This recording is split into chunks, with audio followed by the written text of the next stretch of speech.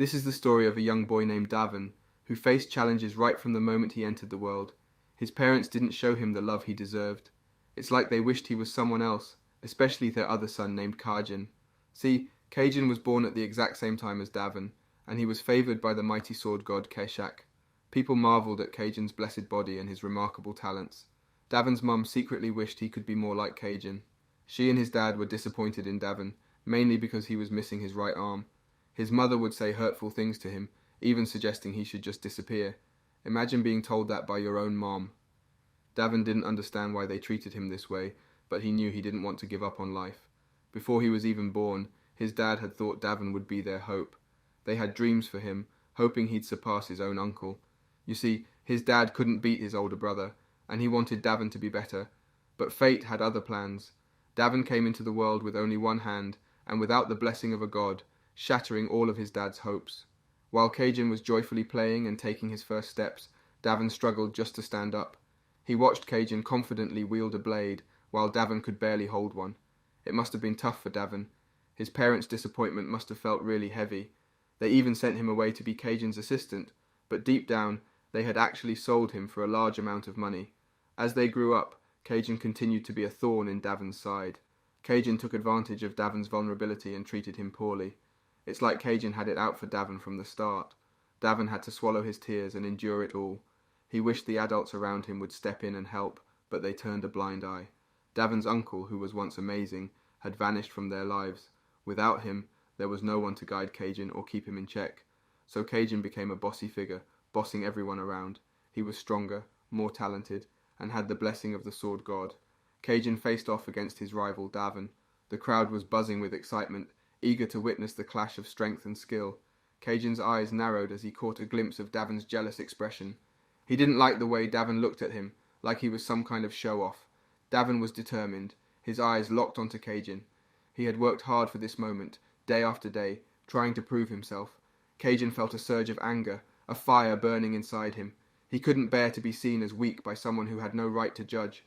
"Hey, Davin," Kajin said, his voice firm. "You can work hard all your life, but you'll never match my strength." Davin's face tightened, his determination evident. He wanted to win, really wanted to, but he knew deep down that hard work alone might not be enough. Kajin was powerful, and Davin had to find another way to bridge the gap. As the battles raged on, Davin's efforts remained consistent, while Kajin began to slip. The fame and success got to his head, leading him down a dangerous path of alcohol and drugs. Still, no matter how many times Davin challenged him, he couldn't beat Kajin. It was like Kajin was some sort of genius, effortlessly holding his ground. Before we continue, take a moment to answer the question of the day. Who is the most badass Manhwa character? Comment down below for a chance to be shouted out. Now back to the recap. But Davin was clear on one thing. Their positions wouldn't stay the same forever. Despite countless defeats, Davin never gave up. He remembered the mocking voices, the jeers of those who called him talentless, and he used those taunts as fuel, pushing himself harder. Then, one fateful day, it happened. In the middle of a heated exchange, Davin found himself with the upper hand. He landed a blinding blow, then swiftly delivered the final strike. Kajin was defeated, and the arena erupted in cheers for Davin. It was a moment of triumph, a moment that Davin had dreamed of for so long. Kajin couldn't bear the taste of defeat. As Davin walked away, he remembered the evil words of his parents, the disdainful looks they gave him. With a rush of anger and desperation, Kajin thrust his sword through Davin's chest from behind. The crowd fell silent, shocked by the sudden turn of events. Davin, despite his victory, was in a dire state. He was tied up and felt like he was in some sort of nightmarish hell. A mysterious figure in a mask appeared before him, revealing that the miraculous Saint Layla had intervened, saving his life. Davin's body was broken, but he was breathing, alive against all odds. The masked figure questioned Davin about a supposed contract with the devil. Davin was taken aback by the accusation, denying any involvement. The figure claimed that Davin's parents had confessed, and evidence of the contract was found in his family's home. Bottles of Davin's blood, supposedly for the devil's contract, were discovered, painting a grim picture. Davin was stunned. Accused of sacrificing innocent children to gain strength, he was sentenced to a life of imprisonment, his magical abilities locked away by powerful enchantments. Chains clanked and sinews were cut, sealing his manner and hopes. Within the grim confines of his prison, Davin's days grew bleak and monotonous. One day, a visitor arrived, a triumphant Kajin, who had risen to become a revered sword emperor. The world celebrated him as a prodigious talent and a hard-working genius. Irony twisted the knife deeper, as Kajin thanked Davin for being the catalyst behind his accomplishments. With a cruel laugh, Kajin left behind meagre sustenance and departed. As time stretched on, the meagre rations dwindled until they ceased altogether. Hunger gnawed at Davin's belly, and desperation clawed at his spirit. The weight of his situation pressed down, and Davin began to question the value of his continued existence. He pondered whether meeting his end in the arena might have been a nobler fate than this slow, agonizing deterioration. In his weakest moments, Davin's mind wandered. What if he had both his arms intact? Could his life have taken a different path? He mused about the distant possibility of being born into a direct lineage, blessed by the favour of the sword god. These thoughts swirled in his mind like leaves caught in a tempest, teasing him with what might have been. Davin's resolve, though tested, remained unbroken. Despite the impending grasp of death, he clung to life with every ounce of strength he had left. And then, in a surreal twist, he found himself awakening once more. The world around him was different, yet familiar. A name, Vincent, drifted to his ears, and a face he couldn't quite place held his right arm. Before him stood an adult. Confusion knitted Davin's brow as he tried to reconcile his fragmented memories. Why had he been called Vincent? Was this some sort of dream? Vincent, the seventh son of Adankaga, was his new identity. The air itself felt fresher, unlike the dank prison air he had grown accustomed to. A jolt of surprise ran through Davin as his right arm was grasped. Suddenly an attack came, a painful infusion of mana. Instinct took over, and Davin pushed his mysterious companion away. The distance achieved surprised even him, as he hadn't expected his weakened state to muster such strength. Quickly he apologized, stammering that his actions were not intentional. As Davin's heart pounded, he watched the guy rise from his seat, his face turning red with anger. With a scowl, the guy pointed a finger at Davin and began to speak in a voice full of fury. He warned Davin that his son would rise up with unrelenting power, crushing him without mercy. It would mark the first time the filial family would overcome the main family, a devastating blow that would forever alter their fate. The guy's threats hung heavy in the air as he stormed away, leaving behind a chilling promise.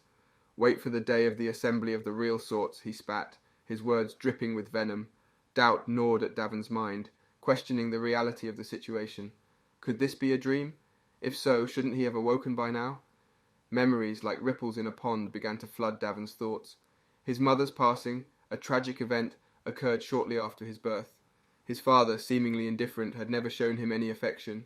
The other children, cruel and heartless, treated him as if he were dirt beneath their shoes. A sigh escaped Davin's lips as he faced a harsh reality. The once respected Davin from the Samian family had morphed into the insignificant mention of the Adenka family. Yes, he had been reincarnated, transformed into Vincent, a name that carried little significance. Confusion clouded his mind as he pondered how this transformation had occurred. In the midst of his contemplation, Davin stumbled upon a dusty diary. It had once been a source of his self-loathing, a reflection of his shattered self-esteem. In those pages, he had surrendered to despair, convinced that even the heavens had abandoned him. The pages whispered tales of his desire to find purpose, to live life to the fullest. As Davin's fingers traced the pages of the diary, a sudden realization struck him like lightning. What had become of the original Vincent? His thoughts drifted, and then a voice pierced through the silence, jolting him from his reverie. Suspicion crept in as he contemplated the source of the voice. Was it a demon, attempting to deceive him? After all, his reincarnation was a phenomenon that shouldn't have occurred. But as the voice continued to speak, Davin recognized it as the true owner of the body he inhabited. The original Vincent, whose identity had been merged with his own, now spoke to him. As the original Vincent relinquished his name, Davin felt an odd sensation, an identity shift. From that moment on, the god he was talking to would be known as Julian. Davin's mind buzzed with newfound clarity as Julian unravelled a revelation, a gift bestowed upon humans by the gods. Blessed souls from birth could hear this divine whisper, a revelation that marked them as chosen. Julian's heart swelled with the knowledge that he was more than he had ever realized, a potential god of lesser stature. The pieces of the puzzle began to fall into place. Julian revealed that his original intent had been to embrace a higher spiritual existence, yet circumstances had led him down a different path. He had chosen to crawl, to embrace a lesser existence. But now, with this revelation, the path forward seemed clearer. Davin, now Julian, felt the weight of his destiny pressing upon him. He longed to transcend his limitations and ascend to become a true god, not confined to the realm of lesser beings. Julian has a special task, a calling, that can turn him into a true god. But there's a twist. Vincent doesn't seem too interested in Julian's achievements. He's got a new life to live, busy with adventures and excitement. You might think being a ghost is cool, but Julian's got a problem. His spiritual energy is running low, and if it disappears, Vincent's life is in danger. Vincent's not convinced, though. He looks pretty healthy for a guy facing an early demise. But oh no, just as he raises his doubts, Vincent collapses to the ground. It's a shocker. From this moment on, Julian takes charge. He's got a plan to show Vincent real memories, ones that reveal how he was treated like dirt. Julian's keen eyes catch something in Vincent's expression, a glint of revenge maybe. It turns out, while Vincent played the coward, he was brewing thoughts of payback, not the kind of stuff a 13-year-old would dream up. When Vincent wakes up, Julian's ready to talk. He wants to know if Vincent's ready to listen now. The mysteries deepen as Julian drops names. Archdemon Davin and Hero King Cajun. Imagine Vincent's surprise. These dudes are from 500 years ago. Davin, a one-armed swordsman, broke free from a prison and made a demonic deal to become super strong.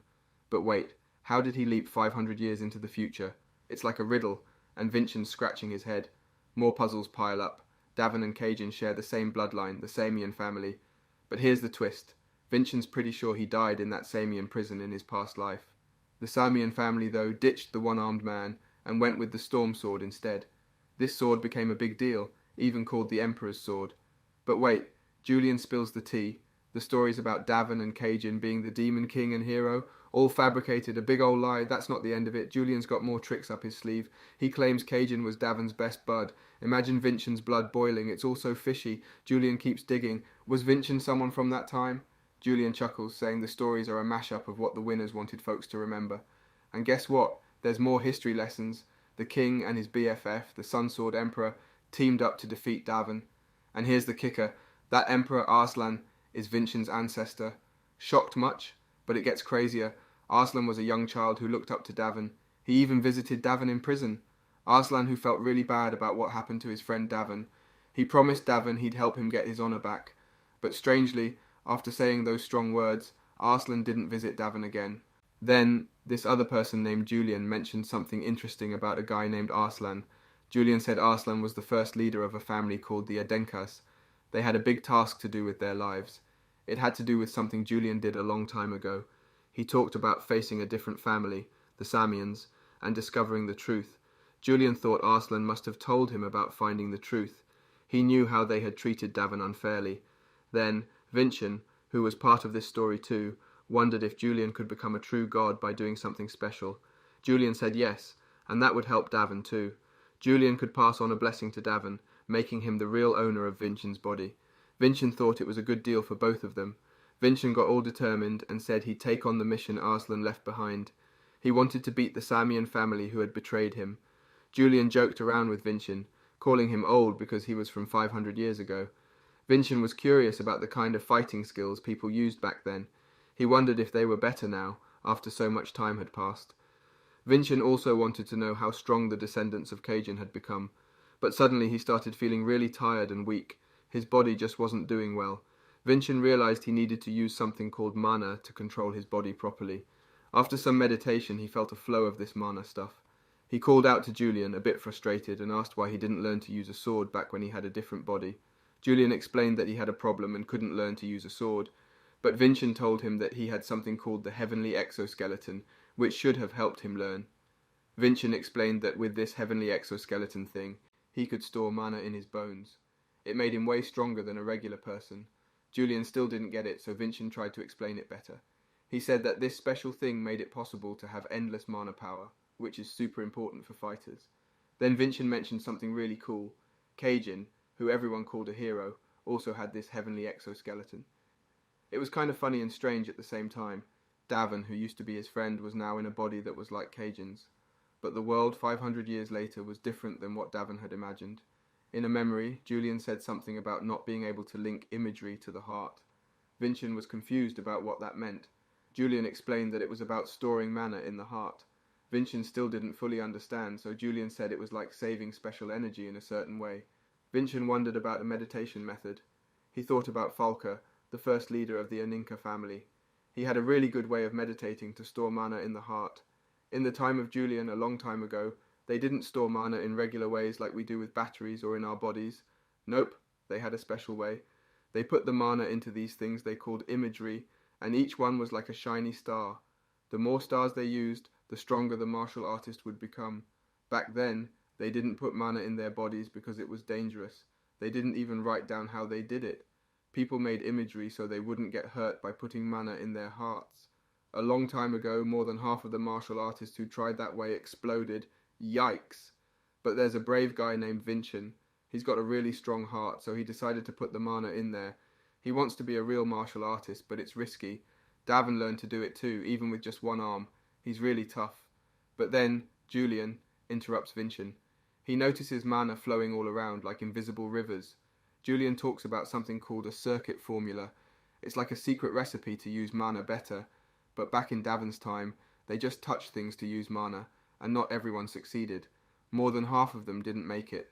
So Julian tells Vincent to take it easy and treat his body right like a treasure. And yeah, our bodies are precious. Julian did something really brave too. He used his own body to store mana, even though he had this cool thing called a heavenly exoskeleton.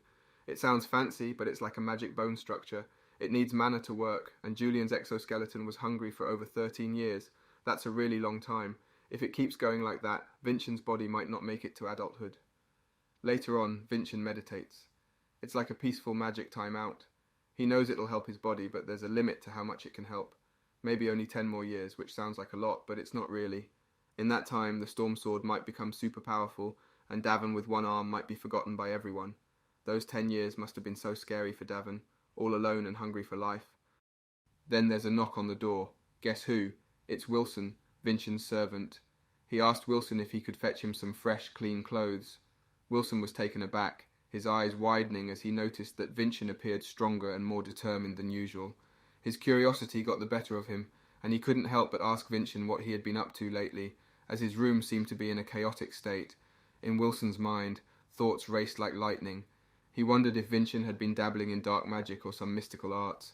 Maybe he should inform the Grand Chamberlain and report this strange behaviour to the head of their noble family. The mere idea made Wilson's heart race. Vincent's steps were slow and deliberate as he moved closer to Wilson. His voice carried a hint of threat as he reminded Wilson of his role as a servant, a role that required carrying out tasks, even the ones he didn't particularly fancy. Vincent's words were firm, making it clear that he expected Wilson to do his job without hesitation. But Wilson was no pushover. His hesitation showed in his eyes, a mix of defiance and reluctance. He was a servant, yes, but he wasn't keen on doing anything he didn't feel like doing. Vincent's presence loomed over him, reminding him of his place. Vincent's patience dwindled, and he decided to escalate the situation.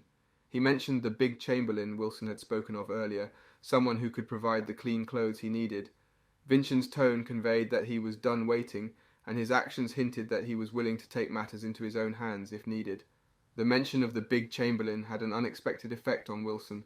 Suddenly a fire was lit beneath him. His pride as a servant was stirred, and he felt a renewed sense of duty. He would prove himself capable. He would clean the room and get those clothes for Vincent. There was no way he would allow himself to be labelled as cowardly or insensitive. As Wilson went about his tasks, Julian, another onlooker, shared his thoughts. He believed that Vincent's current behaviour was deliberate, a test perhaps. Vincent was the 7th young Lord of Adventist after all, and this could be a way for him to showcase his ability to handle a defiant servant.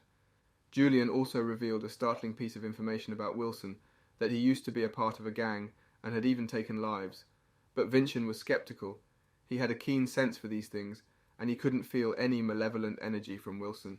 He believed that Wilson was not the ruthless killer Julian portrayed him to be.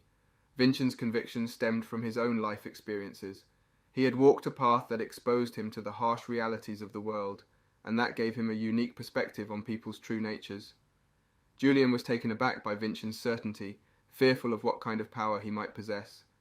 Julian's fears were rooted in the unknown, as he had no idea that the body Vincent inhabited was that of Davin himself.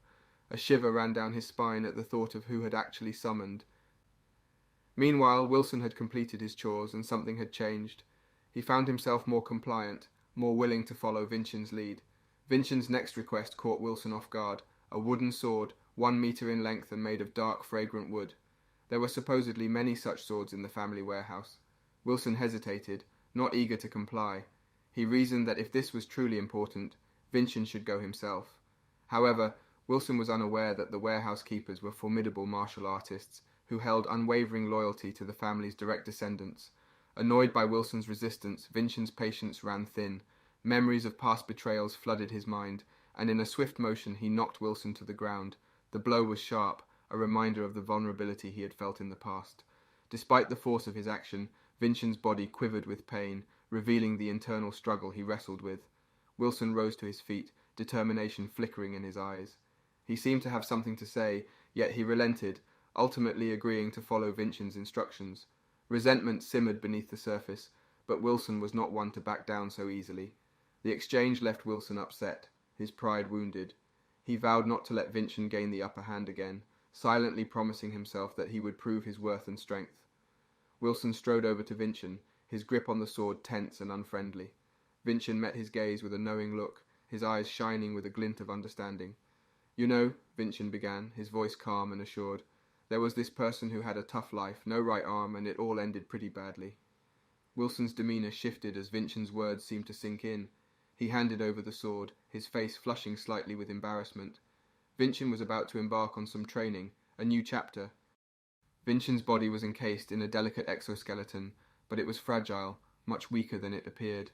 As he swung the wooden sword a few times, he was surprised by the fatigue that settled in. Yet, amidst the weariness, there was a sense of satisfaction, as if his very being was meant for the art of combat. Out of nowhere, a figure emerged. Swift and purposeful, he was a guy named Revan Adenka. Instantly, Vincent's expression soured, a clear indication of his feelings toward Revan. Julian, always informed, shared that Revan had an important lineage. "Watch out," Julian cautioned. "Revan's a rising star among the 13-year-olds in the Atinka family." Revan's gaze locked onto Vincent, his eyes sizing him up. There was a hint of arrogance in his stance, as if he believed Vincent was no match. Vincent, however, was unyielding, determined to teach a lesson. "Even provocations should carry a certain dignity," Vincent retorted, a trace of his father's teachings colouring his words. Revan's anger flared, his fists clenched. He held a higher position, possessing attributes that marked him as a formidable contender. Yet Vincent, though lacking in those attributes, exuded a quiet strength. Julian leaned in, his voice hushed with a warning. "Be cautious. Revan is at a 2-star level." Vincent held his ground. He refused to be belittled, to stand beneath someone like Revan. A tension hung in the air, a palpable energy. Revan wielded mana, a power beyond Vincent's reach, yet Vincent's own strength was undeniable. "In my time," Vincent declared, his tone unwavering, "Revan would have faced the consequences for his insolence." The clash of their swords echoed, the atmosphere charged with an unspoken challenge. Though unable to wield mana, Vincent projected an air of authority that gave Revan pause. The unspoken threat of what Vincent could accomplish lingered between them. Just as the situation teetered on the edge, a newcomer emerged, a timely intervention that halted Revan's intentions. Vincent recognized the newcomer, stepped in to restrain Revan's aggression. "Inflict harm upon Vincent, and there will be repercussions," the man cautioned Revan. Revan, furious, warned. "Our next meeting awaits us at the Assembly of the True Swords," he stated. Julian's curiosity got the better of him, prompting him to inquire about Vincent's provocation of Revan. Vincent's response was simple yet resolute. "I merely imparted a lesson to a disrespectful youth," Vincent replied, his voice unwavering and assured. Vincent wanted to learn all about that time from Julian. They were studying pictures. Julian said they were done with the image stuff. Now they're looking at blessings and traits. Traits are like special things people can have. Julian said these traits are made using the power from blessings, which are like gifts from the gods. Vincent asked Julian if he could make blessings, but Julian said it's not really respectful to the gods. Vincent was curious if anyone ever got in trouble from the gods for making blessings. Julian said nobody had died from that.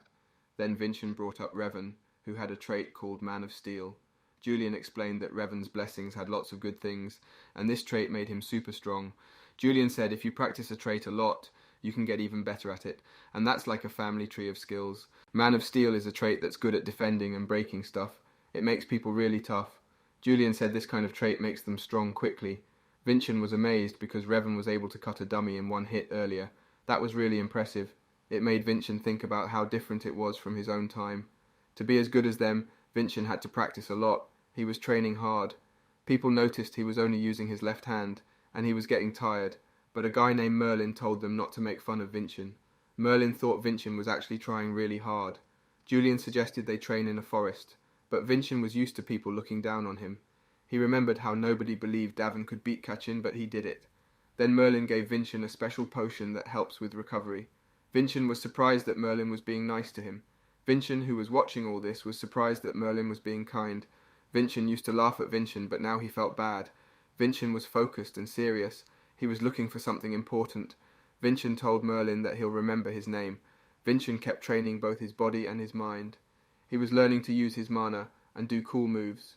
He remembered how to beat Kachin by stacking up skills like a tower of swords. He practiced on a dummy and managed to cut it in half. He was really happy that it worked. Later, Wilson, who was annoyed with Vincent, gave him breakfast. Vincent realized Wilson took some food for himself. Vincent let it go this time, but he told Wilson not to do it again. Wilson tried to threaten Vincent by saying he used to be a tough guy who hurt people, but Vincent wasn't scared. He could talk to Wilson in his mind, and he told Wilson that scaring people might be easy, but it's not a good way to make friends. Wilson was surprised that Vincent could use mana. Vincent turned to Wilson with a stern expression, his voice firm yet commanding. He wanted Wilson to stand beside him, not act all proud and distant. He knew that soon there wouldn't be any shame in being associated with him, Vincent Adinka. Wilson faced two options, either be ruled by fear or show loyalty. Wilson hesitated but eventually left, denying any forming loyalty, though his departing face seemed to reveal a different truth. Merlin wandered around the training grounds, eyes scanning the area. He noticed Vincent had finished training early. More intriguingly, he had sliced a dummy clean in two. Merlin marvelled, suspecting Vincent had used a real blade, even though Merlin knew Vincent trained with wooden swords. It took serious skill to pull off such a clean cut. Merlin pondered the martial arts Vincent was learning. Meanwhile, Wilson had transformed from an idiot to someone polite. Vincent then brought up the clothes they wore, made from cotton, profitable but flaw-ruining. Vincent considered them unsuitable for nobility. The food didn't match the family's budget either, hinting at money theft. Wilson seemed innocent, clueless about the accusations. It had to be someone higher up. Revan trained, remembering how imposing Vincent had been with just a wooden sword.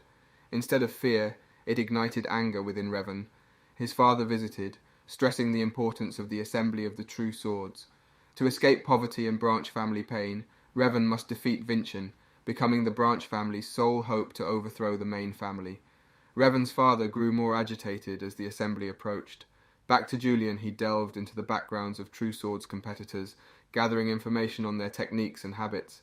It was frightening, but Julian saw it as a compliment. He planned to make a striking entrance, borrowing strength from the Spirit King and the Miracle Stone, the Mana Crystal. This crystal promised immediate body and mana strengthening. Vincent understood Julian's determination. Vincent assured Julian that even if he wasn't the spiritual king Julian hoped for, he'd ensure Julian achieved a valuable victory. Vincent called for Wilson's assistance, asking him to visit the intimidating Chamberlain Railsa. Wilson conveyed Vincent's request to have the head of the family observe the assembly of the True Swords directly. It was a challenge, a way for Vincent to prove his worth to the main Attica family. Railsa shared that the head had never observed the competition before and had little reason to do so. Then Wilson surprises Railsa by mentioning that this is the cost of embezzling the budget. After Wilson leaves, Railsa thinks that maybe Vincent should have come himself. She believes it would have been scarier if he had threatened her directly, but instead he sent Wilson to show authority. Railsa wonders if Vincent truly understands her intentions. Railsa goes to the head of the family, the patriarch named Con, to tell him about Vincent, inviting her to the assembly of the True Swords. The chief's attitude is chilly. Despite Vincent's promises, he doubts his skills and ability to speak of the lineage's value. Raelsa pleads with him to attend, even offering her own head if Vincent can't prove his worth. The chief doesn't quite understand why Raelsa is doing all of this. Raelsa explains it's because Vincent exploited her weakness. The chief already knew about the budget embezzlement, but he thinks Raelsa did it on purpose to support Vincent's future. He acknowledges her dedication but considers her a servant, not his equal. Yet he recognizes her method as a reflection of her character. He is impressed by Raelsa's determination and decides to attend the assembly of the True Swords. He challenges Vincent to the last fight as dictated by the laws. Vincent accepts and proposes a unique condition, using a wooden sword and his left hand, allowing Revan 3 attacks before he moves. Van is puzzled and thinks Vincent is mocking him. The audience finds this absurd and doubts Vincent's martial arts knowledge.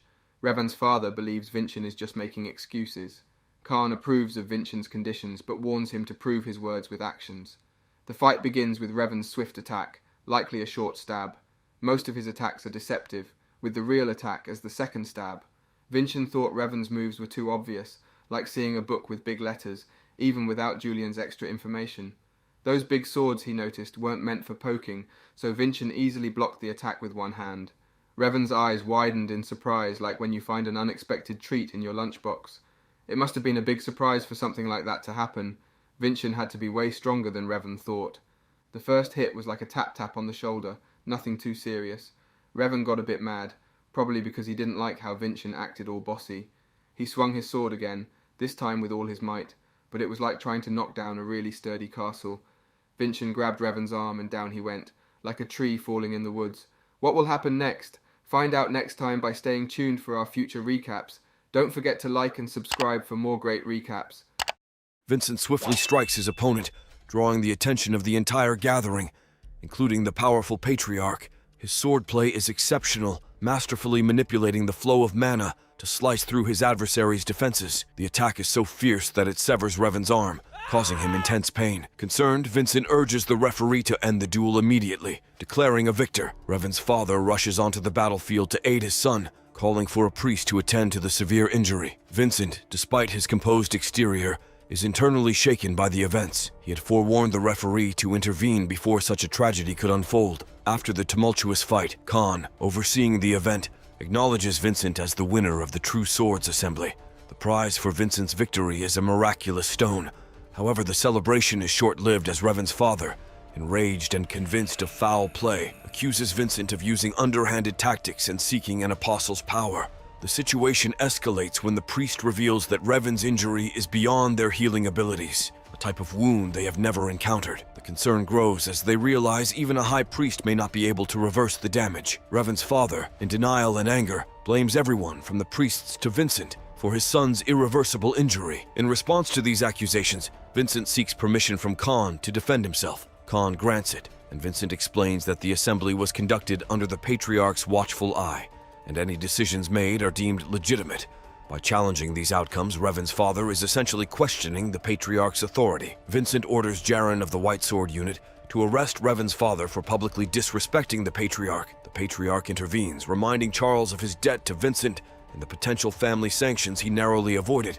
The Patriarch allows the matter to pass, but warns Charles to remain silent in the future. The event concludes with Julian expressing gratitude for the experience and the Patriarch's commendation. Meanwhile, the grim reality settles in. Revan's right arm cannot be saved, a permanent loss from a battle that will be long remembered. Julian, in a soft, secretive voice, suggests a plan. He thinks it could really work out well for Vincent. Vincent, curious, asks the priest if there's a chance to use the magic stone to fix Revan's arm. It was Vincent, after all, who cut off Revan's right arm. Vincent feels it's only fair if he helps fix it. The head of the church, Patriarch Khan, agrees with the idea. Revan moves over to Charles and, with a swift move of his sword, sets him free. But Revan warns that this act of help comes with a price. An eye for an eye, a tooth for a tooth. To heal Revan's right arm, someone else must sacrifice their right arm. Vincent watches Charles, who seems hesitant. Vincent wonders if Charles really values his right arm that much. It turns out he does. Charles agrees to give up his right arm, showing he truly loves his son despite acting foolishly before. Just as Charles is about to cut off his arm, Zarin steps in. He's following Vincent's secret order to stop Charles. Vincent tells Charles he admires his bravery, but hopes he'll use it for better things in the future. With the matter settled, Khan hands the miracle stone to Vincent. Vincent quickly passes it to the priest, who starts working on healing Revan's arm. In no time, Revan's arm is as good as new. The idea to heal Revan was Julian's, although he regrets it a bit. He thinks the stone could have been used for something else, to satisfy the heavenly exoskeleton's thirst. Meanwhile, Wilson overhears everything. He's impressed by Vincent's actions and remembers something Vincent told him earlier. This makes Wilson decide to fully support Vincent from now on. Before we continue, take a moment to answer the question of the day. What is the best connected universe in Manhwa? Comment down below for a chance to be shouted out. Now back to the recap. The priest, named Dulin, approaches Vincent. Dulin is a man devoted to Gaia and wants to thank Vincent for his kindness. To Vincent's surprise, Dulin returns the miracle stone. Dulin explains that he became a priest to bring joy and laughter to those who suffer. Seeing Vincent's actions, Dulin realizes that the value of a human life is greater than the miracle stone. Vincent modestly says he did nothing special, but he accepts the stone back to honor Dulin's gesture. Along with the stone, Dulin gives Vincent a card for future help from the temple. Dulin has recently been promoted to a second-class priest. though not everyone knows it yet. Julian is amazed by this. Being a second-class priest means unlimited treatments and other perks. The card Dullen gave is like a special pass to treat Vincent as a second-class priest. Vincent doesn't quite understand what second-class means, but he's grateful. As Dullen leaves, Julian is excited. They now have a powerful ally, even better than Wilson. Julian loves praise, and this situation is no different. Speaking of praise, there's a story about Father, the leader of their group. Once he invited a member of the family to dinner after the assembly of the True Swords. That person was Dea, the second daughter. She had a stunning victory at the assembly. Julian thinks there's a good chance Vincent might be invited to dinner too, considering his recent actions. Vincent feels a bit nervous, but starts to get ready, even though he's not sure about the invitation yet. Moments later, Wilson bursts in with news. He tells Vincent that Boss Khan has invited him to dinner. Vincent nods, having expected this. On his way to dinner, Vincent meets his stepmother, Versa Hillam. She's proud of Vincent for winning the competition. Vincent's real mom died when he was born, and since then, Versa has been taking care of him. Before she retired, Versa was a legendary martial artist, known as a giant in the field. Now she handles everything for the Adenka house. Together, they head to meet Khan. The pressure in the room is intense. Vincent struggles to breathe. This atmosphere is new to him. It's like a test. Vincent boldly tells Khan that there's no need for such pressure in a private meeting. Khan admits Vincent is right. He's called Vincent for two reasons. First, to celebrate Vincent's victory today, and second, to discuss some concerns raised by Charles. Versa, standing tall and looking quite serious, inspects Vincent. Khan wonders if Vincent could be an apostle, but Versa doesn't think so. Vincent feels uncomfortable under Versa's piercing gaze. She has a special ability to see the truth. Khan is curious about Vincent's martial arts skills. How did he manage to defeat Rivan, a two-star martial artist? Versa mentions that Vincent's style is like the sword of the hero king, Samyon, who could defeat any evil with his unique swordplay. Versa steps closer to Vincent, asking him about his swordplay. Vincent realizes it's Versa, not Khan, who's leading this conversation. She's questioning the origins of his martial arts. Julian, worried, whispers to Vincent not to answer. Versa can detect lies. Julian suggests Vincent should be cautious, but Vincent reassures him. He decides to take the first step in overcoming this challenge. He tells Versa he received a revelation. This alarms Versa. Revelations without blessings are rare and often ominous. Julian hadn't warned Vincent about this. Seeing Vincent act suspiciously, Versa threatens to take him to the Holy Court for a trial. Julian urges Vincent to stick to his story. If Versa finds him suspicious, she can confirm with the temple. Vincent stands firm, ready to face whatever comes next. However, if Vincent was evil, couldn't a priest with a high-level miracle stone like Dullen, given to him by Versa, recognize it? Dullen uses his miracle stone to check Vincent.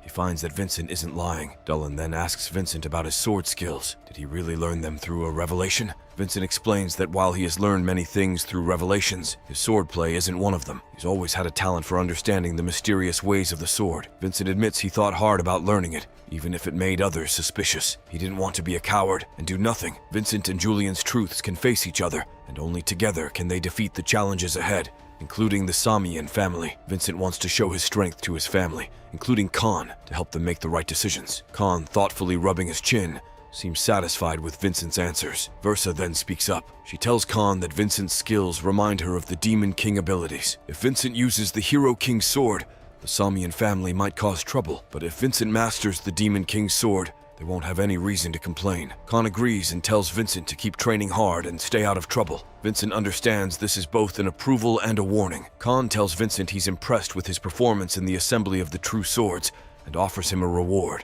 Vincent, wanting to grow stronger, asks for access to the family library, usually only open to top martial artists. Khan agrees, allowing him into the lower library. He also gives Vincent the Crimson Lotus, a famous sword that Khan himself used when he was young. The sword is a piece of the Adenka family's history. Julian is excited about their achievements, but Vincent assures him there's more to come. Initially, Julian was unsure about Vincent not being the Spirit King, but now he trusts Vincent completely. As Vincent is about to leave with Wilson, Versa calls out to him. She expresses her pride in his achievements and suggests that since Vincent defeated Raven, he should train at the Crimson Fortress. This prestigious training center is only for those who have won significant victories and subdued powerful demons. Versa notices Vincent's hesitation and realizes that his unique sword techniques might be taking a toll on his body. Versa then warns Vincent that fighting the Crimson Demon in his current state is too risky. She cares about Vincent and knows he's not ready to defeat such a powerful enemy in one attack. Vincent appreciates her advice, understanding she could have framed him for anything with her lie-detecting ability, but she chose not to. He interrupts her to express his gratitude, leaving before she can explain more about the Crimson Demon. Versa is proud, seeing Vincent taking big steps as a martial artist. Meanwhile, Wilson is at work when he meets Siri. She's upset with him, thinking he's meddling with Vincent's affairs, but she soon realizes how loyal Wilson has become to Vincent and wonders if he's the same person as before. Wilson tells Siri that Vincent is in the family library, a place only for skilled martial artists. In the library, Vincent discovers that all records from 500 years ago are missing, as if someone deliberately removed them. There are only children's stories about the Demon King and the Hero King. Julian suspects that someone erased the records, possibly altering the truth about the sword skills. Vincent decides to focus on enhancing his sword skills to defeat the Crimson Demon. He needs a new training method before tackling the imagery theory. Julian, curious about Vincent's true identity, asks him directly. Vincent hesitates, knowing revealing he is the great demon could shock Julian, but he decides to be honest, respecting Julian as the previous owner of his body. When Vincent reveals his identity, Julian reacts strangely, hearing an unbearable sound that makes him not want to know more. Vincent then finds a book titled First Love with a Watermill in the Mana training section. It seems out of place, suggesting it holds secrets. Initially, it appears to be a regular romance novel, but Vincent senses something different about it. He tells Julian that the character in the book has no images, but the power of love is a strong trait. Vincent realizes that traits shouldn't be used just to flow mana. To manifest traits, one must make mana flow in a new way, discarding the whole theory of imagery. This book, telling a story of someone who accumulated mana without imagery, could be key to manifesting traits. Julian warns Vincent that learning a new trait is dangerous, even with the help of imagery. Traits are valuable to martial artists, and they won't teach the flow easily. But now, Vincent and Julian have a clue to become stronger. After deciding to seek new ways to enhance his skills, Vincent is about to leave for tests. On his way out, he bumps into Siri, who seems to know all about his recent challenges and is impressed by him. Vincent is puzzled. He doesn't recognize her. Julian explains that Siri is a maid who had been away due to family issues. Despite everything, she's always cared a lot about Vincent. Then, unexpectedly, Revan appears, wanting to speak with Vincent. They go to a private room, but Vincent can feel the tension in the air. Moments later, Revan begins to talk. He's there to settle his debt from the assembly of the True Swords. Vincent is on guard, anticipating an attack, but Revan's intentions are different. Revan admits he's grateful to Vincent for not only forgiving him, but also giving him the miracle stone to restore his arm. He feels he's regained everything, his arm and his father's respect, but hasn't been able to give anything back. Revan confesses he was a coward, but now wants to change. The best way he can think of to do that is to swear his loyalty to Vincent. Julian is skeptical and doesn't trust Revan, but Revan places his sword in front of Vincent. It's a martial artist's way of offering their life to someone. Julian still has doubts, but Vincent accepts Revan's oath, agreeing to trust him until he gives a reason not to. Revan, realizing that Vincent possesses the Crimson Lotus, a renowned sword, vows to never make Vincent regret accepting his allegiance. Siri watches this exchange, amazed at how much Vincent has grown from the times he was underestimated. Meanwhile, Julian has an idea. He wants to try to gain the traits from Revan's Dwarf King's blessing. Elsewhere, Versa is talking to Khan. She informs him that Vincent plans to join the Crimson Fortress next year to conquer the Crimson Demon. Versa shares the truth about the demon. It can only be attacked using mana of a 3rd star or higher, as it has no physical form. The conquest of the demon is a rite of passage, a test to prove one's mana is strong enough. Versa has noticed that Revan has been spending more time with Vincent, even moving in to assist him. Vincent, guided by Revan, is training hard, trying to gain the Dwarven King's blessing. They're using methods from the book Vincent found, as he has no imagery. Revan's loyalty is put to the test in this process. As for Vincent, he needs to meditate beside Revan. Revan feels a bit embarrassed by this, but doesn't mind. For the first time, he finds defeat to be a surprisingly positive experience. In the midst of their intense training, Revan is astonished by Vincent's extreme methods. Julian, watching closely, tries to guide Vincent. Vincent is meditating, but he's also pushing himself hard, taking risks with his life. Revan warns Vincent that he's being too spontaneous and should be more careful. However, Vincent has always lived life on the edge. Even in his past life as Davin, he couldn't achieve anything without risking it all. The meditation session becomes more intense. Julian fears for Vincent's life, thinking he might push himself too far. Despite the risk, Vincent is determined to force the flow of mana and connect it. Revan tries to stop him, saying it's too soon, but Vincent succeeds in connecting the flows. Suddenly, a massive explosion rocks the room. Vincent is unharmed, but realizes he may have tried to do too much too soon. What took Revan half a year, Vincent attempted in a much shorter time. Khan, observing their progress, notes that the next Crimson Fortress entrance is half a year away. He believes Vincent, already a conqueror of a 2-star martial artist, might find it easy. So Khan decides to challenge Vincent. He He must defeat the Crimson Demon within a month. Ryelsa is tasked with delivering this message to Vincent. She's worried that 1 month is too short a time for such a daunting task. When Ryelsa enters the training room, she finds it in chaos, with Vincent and Revan injured from the explosion. Vincent downplays the incident, telling Ryelsa they were just meditating. She then relays Khan's message about the 1-month deadline. Julian is shocked. No one has ever been given a time limit before. This means Khan has high expectations for Vincent. Ryelsa will stay with Vincent as his protector until the month is over, expecting him to give his best. Revan expresses concern, believing Vincent will need at least 2 months to receive the Dwarven King's blessing. Vincent realizes the urgency of the situation. Meanwhile, Ciri, observing the situation, doesn't want Vincent to overexert himself. She notices that Ciri possesses a large amount of mana, but asks her to leave as he needs to discuss strategies with Revan. Revan points out that 1 month is not enough to prepare, and they need to find a different approach. Then, in a surprising turn of events, Vincent meditates again and reveals to Revan the completed mana circuit. Against all odds, he has managed to complete the flow, meaning he can now easily reach the manifestation stage. With this achievement, Vincent is sure to exceed Khan's expectations, without needing to wait for a month. 2 weeks later, Vincent is in the forest, practicing hard. He's getting ready to try something big, manifesting special traits, but he remembers the last time there was a huge explosion, so he warns his friend Revan to stay back. Revan, though, wants to stay close and support Vincent. Vincent starts focusing, and suddenly Julian feels something weird.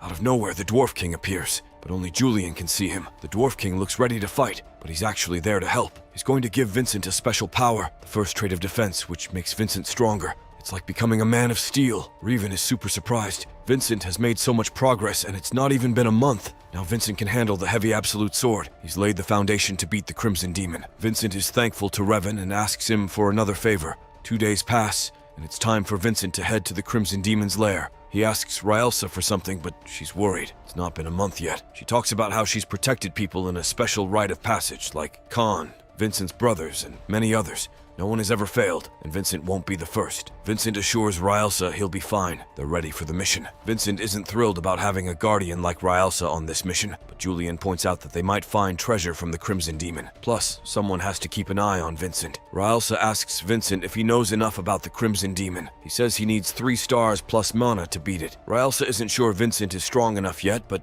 Vincent is confident. He doesn't need to study monsters. He's ready to fight them. He warns Ryelsa not to underestimate him. Ryelsa wants to help because she's Vincent's guardian and protector. Vincent reminds her about some budget issues, suspecting she might have a hidden agenda, but he's not too bothered since Ryelsa didn't ask about his training. They're even. Finally, they arrive at the Crimson Demon's lair, also known as the Old Temple, in memory of Father Arslan. Vincent thinks about how he'll face more than just the Crimson Demon here, remembering his fight with the great demon Davin Arson. Ryelsa gets ready to make a mana barrier that only lets 1 monster through. Then the Crimson Demon appears. Vincent draws his sword, telling Ryelsa to watch closely and remember everything. The Crimson Demon attacks. Julian advises Vincent to dodge and use the absolute sword slash, but Vincent has another plan. He decides to get closer, which is better against an enemy with a long weapon. Finch swings his sword hard at the demon, his eyes fierce. "Don't even think about using the scythe!" he shouts. He knows getting close to fight with a big weapon like that can be smart. Watching from a distance, Ryelsa can't believe how amazing Vincent is doing in his first real fight. He's only 14, but he fights like he's done this many times before. It's like the Dwarf King's training did wonders, helping Vincent move in just the right way. But this is just the start of his journey to master the sword. Vincent's next move is brilliant. He sees a chance to put more space between him and the Crimson Demon. The demon is fierce and looks tired from all the blocking. Vincent knows the demon's next move will be big, leaving him open to attack. And when an enemy leaves themselves open, it's easy to strike with the absolute sword slash. Just when Vincent thinks he's defeated the Crimson Demon, something unexpected happens. The demon, it turns out, has a second life. This is why nobody can beat it with just 1 attack. The demon comes at Vincent with renewed energy, but Vincent is ready. He remembers this from 500 years ago, though the demon looks faster and different now. They've evolved. When a Crimson Demon comes back to life, it gets wilder, faster, and stronger. Vincent keeps dodging, which is tough because there's no easy way to escape. The path is blocked. The demon is relentless. Meanwhile, Julian talks about the temple, suggesting a change in plans. But Vincent has another idea. He wants to trick the demon into lowering its guard. The demon is thinking the same, aiming to trap Vincent for a final blow. At that critical moment, Vincent plans to strike. Ryelsa watches, knowing she can't step in. It's Vincent's fight. She prays to Sarvana, hoping her son will win. Then she remembers Sarvana, how they met when Ryelsa was surviving by stealing. Sarvana, who seemed crazy at first, asked Ryelsa to join her. Along with Khan and Versa, they formed a team. They went on adventures, becoming legends in Adenka. They once defeated an ogre. Ryelsa distracted it while Sarvana struck from behind. Sarvana was not only strong, but also had a way of bringing joy to people. She was a light in Ryelsa's life until she passed away, leaving behind Vincent. Ryelsa has watched over Vincent for 14 years, seeing how he was treated poorly, even by his own brothers. But things changed when Khan recognized Vincent's potential. Ryelsa now has hope for her son. She doesn't want Vincent to show any weakness, especially not now. As the Crimson Demon prepares to attack, Vincent calls for Revan, who appears and blocks the demon's attack. Ryelsa is shocked to see Revan. Then Vincent takes a moment to think. This is dangerous. If Revan is pushed too hard, even a small hit could be deadly for Vincent. The fierce battle between Revan and the terrifying demon rages on. Revan uses his powerful Man of Steel to block the demon's fierce attacks. He then taunts the demon, making him even angrier. But Revan's sword just can't stand up to the demon's strength. The Crimson Demon figures this out and starts attacking the sword directly. He hits it over and over until snap! The sword breaks. Now Revan is in trouble. Without his sword, how can he protect himself? The demon, seeing his chance, strikes with his scary scythe. Revan tries his best to hold it off, but it's really hard. He can only stop it for a little bit before it cuts him. But Revan's not giving up. He's tough, and he's done something important. While he was fighting, Vincent was getting ready. He was meditating and perfecting his ultimate move, the absolute sword slash technique. And just in time, Vincent jumps into the battle. With a single powerful blow, he strikes right at the Crimson Demon's core. Boom! The demon is finally defeated. Vincent turns to Revan and thanks him for his brave help. Meanwhile, Ryelsa is watching, and she's impressed, but she's also a bit worried. She's not sure if Khan would be happy about Vincent getting help. After all, Vincent is supposed to impress Khan, right? Vincent explains to Ryelsa. He says that he controlled the mana barrier so only one monster could attack them at a time. Since they already beat one monster, another one will surely come next. This next battle is Vincent's chance to show his strength. Then something amazing happens. Vincent eats a miracle stone, makes him stronger, but even with this new power, he can only use the absolute sword slash 2 times. It's a mystery how the miracle stone works, but that's why Vincent had to meditate. He needs to be really focused. Vincent stands ready, his body tense. The Crimson Demon's core is out in the open, trying to heal itself. Vincent sees his chance. He knows where to strike. With a swift move of his sword, he cuts the demon core in half. Ryelsa, who was worried, realizes she didn't need to be. Vincent did an amazing job. But wow, he's really tired now. Julian is curious. He asks what kind of sword technique makes you so tired after using it just a couple of times. Vincent knows it's because of his training, meditation, and the miracle stone. Without them, he couldn't have done it. Julian tells Vincent to rest, and that Ryelsa will help move him. But Vincent is determined. He says that in the True Swords Assembly, the real winner is the one who can keep going to the very end. He refuses to give up. Just when things seem calm, something unexpected happens. A summoning circle appears. Ryelsa is shocked. She's never seen anything like this. It's a giant guardian, like a relic or a Pokemon. Ryelsa's attention had initially drifted amidst the colossal chamber, the very heart of the labyrinthine structure that had eluded discovery for centuries. The Guardian, a hulking and silent sentinel, stood as the sentinel of this long-forgotten sanctuary, shrouded in mysteries. She'd been intent on unraveling its enigmatic mission, a task that proved more challenging than she had anticipated. The Guardian, ancient and weathered, remained as stoic as the stones it watched over, and its responses were elusive, cloaked in the silence of ages past. Frustration and curiosity danced in Ryelsa's eyes as she tried in vain to coax the Guardian into revealing its secrets. It was clear that the Guardian's age had rendered it unresponsive, its purpose forever locked away in the annals of history. Turning away from the enigmatic figure, she sought Revan's assistance in moving Vincent, who lay unconscious, the toll of their perilous journey having finally caught up with him. With Vincent safely relocated to a more secure spot, Ryelsa knew that they couldn't linger in this cryptic chamber for long. She summoned her knowledge of Balavian swordsmanship, a technique she had mastered during her training, and which now held the key to their survival. As her blade danced through the air, she unleashed a technique from the 7th chapter, a technique that seemed almost otherworldly. With precision and grace, she froze the Guardian in its tracks before delivering a swift and powerful strike, leaving no doubt that she was a 7th-star level fighter, a true master of her craft. However, the battle was far from over. Vincent, despite his weakened state, had a keen sense of the danger that still lurked. Drawing upon his last reserves of strength, he launched an attack in the direction he believed the Guardian to be. To their astonishment, it turned out that the enormous Guardian was merely a clever disguise. The real Guardian, much smaller and far more agile, had been concealed all along, and it was now heading towards Revan and Vincent with deadly intent. Recognizing the imminent threat, Rylsa summoned another technique, moving with the speed and agility of lightning to intercept the real Guardian. Her blade sliced through the air, and with a flash of steel, she struck down the true threat. It was a display of unparalleled skill and precision, a testament to her prowess as a warrior. With the danger now averted, Rylsa turned her attention back to the ancient chamber and its mysterious guardian. The guardian, defeated and broken, lay in a crumpled heap. It was a bittersweet victory, for while they had emerged triumphant, the guardian had taken its secrets to the grave. As Rylsa and her companions stood amidst the remnants of their battle, the enormity of their discovery became apparent. Hidden within an archaic box, encrusted with the dust of ages, lay a complete dragon skeleton, a marvel of a bygone era. Its bones whispered tales of ancient legends, likely left by the enigmatic founder, Arson, and it radiated a rare, almost mystical aura. It was a prize beyond measure, the very heart of the rite of passage they had embarked upon. Vincent and Rylsa shared a knowing look, understanding the significance of their find. It was a legacy, a relic that would traditionally belong to a lineage, safeguarded through generations. Rylsa, however, knew the peril this discovery posed. The wrong eyes could spell disaster, and she was resolute in her determination to protect their newfound treasure and navigate the brewing storm that lay ahead. A moment of decision arrived, and with a blend of respect and resolve, Vincent drew his blade and cleaved the dragon skeleton in twain. It was not just a claim to the treasure, but a pledge of alliance, a symbol of their shared journey and triumph. Later, Rylsa made her way to Khan, the master of the Graveyard of Swords, eager to share the tale of their adventure and discovery. "Khan," she began, her voice echoing in the hallowed space, "Vincent's rite of passage has reached its end." She recounted their encounter with the Crimson Demon,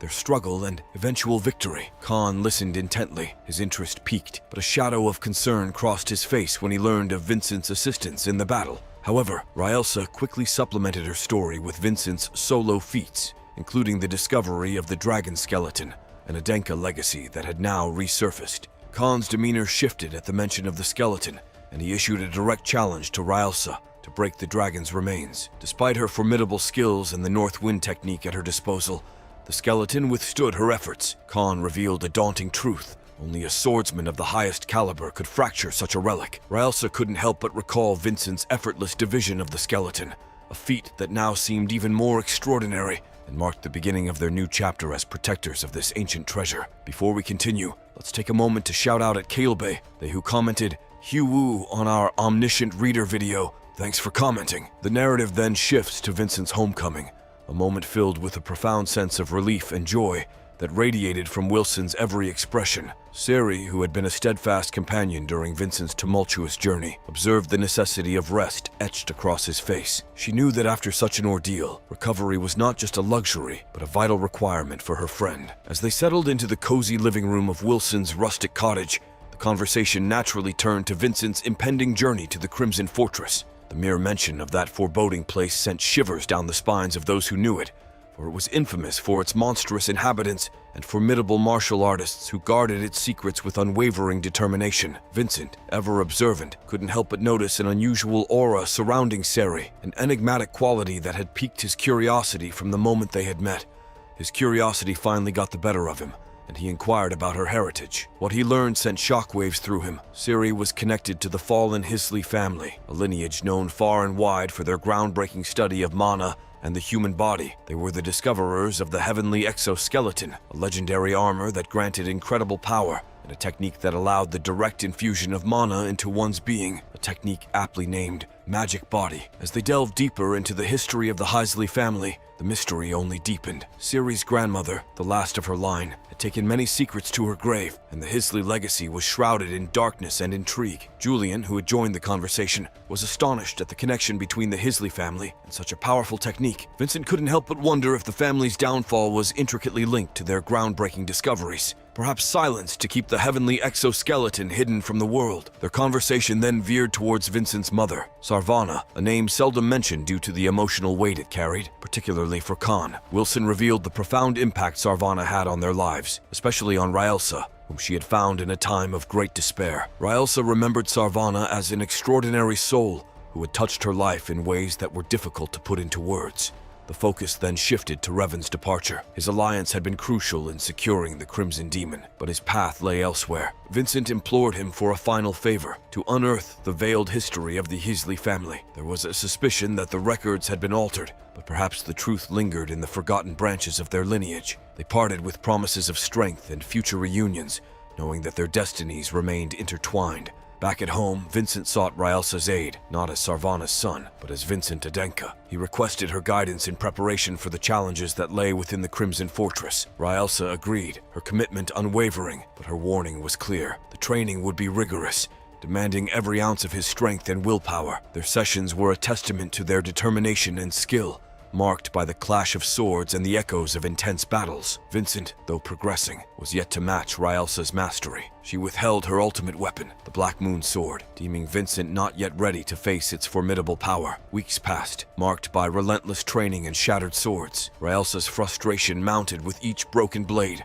and her concern for Vincent's readiness grew. Determined to find a solution, she decided to confront the blacksmith, seeking a blade that could endure the rigors of their training and propel Vincent towards the daunting challenges that awaited him within the Crimson Fortress. The blacksmith Hansen. What will happen next? Find out next time by staying tuned for our future recaps. Don't forget to like and subscribe for more great recaps.